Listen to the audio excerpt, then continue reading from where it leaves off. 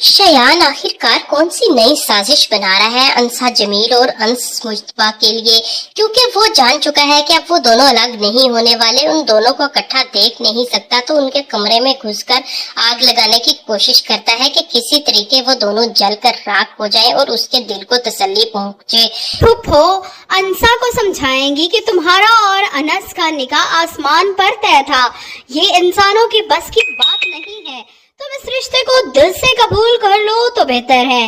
अनस जिस तरह से अंसा का ख्याल रख रहा है, अंसा खुद भी हैरान है।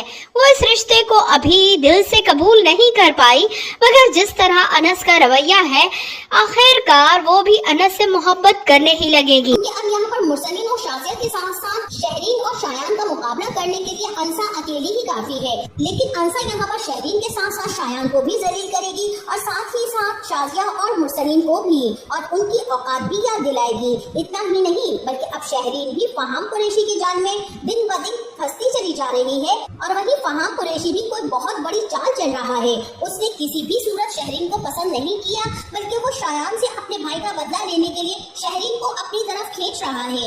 यही बात उसने अपने छोटे भाई को भी बता रखी है, क्योंकि वो अब शहरीन से शादी करके शायान की भी अकड़ तोड़ना चाहता है और साथ ही साथ शहरीन की भी। अब मुझे तो ऐसा ही लगता है कि फहाम कुरैशी अब बहुत बड़ी साजिश के तहत शहरीन की जिंदगी में शामिल हो जाएगा, और ये साजिश अब बहुत जल्द कामयाब भी होने वाली है, क्योंकि शहरीन और उसकी माँ तो पहले ही फहाम कुरैशी की दौलत देखकर उसके पीछे पड़ चुकी है। फहाम कुरैशी वही इंसान है जो अपने भाई से इतनी ज्यादा मोहब्बत करता है कि उसके लिए वो किसी को भी माफ नहीं करता, और इसीलिए तो वो अब न सिर्फ शायान से बदला लेना चाहता है, बल्कि शहरीन को भी नाव को चने चबाना चाहता है।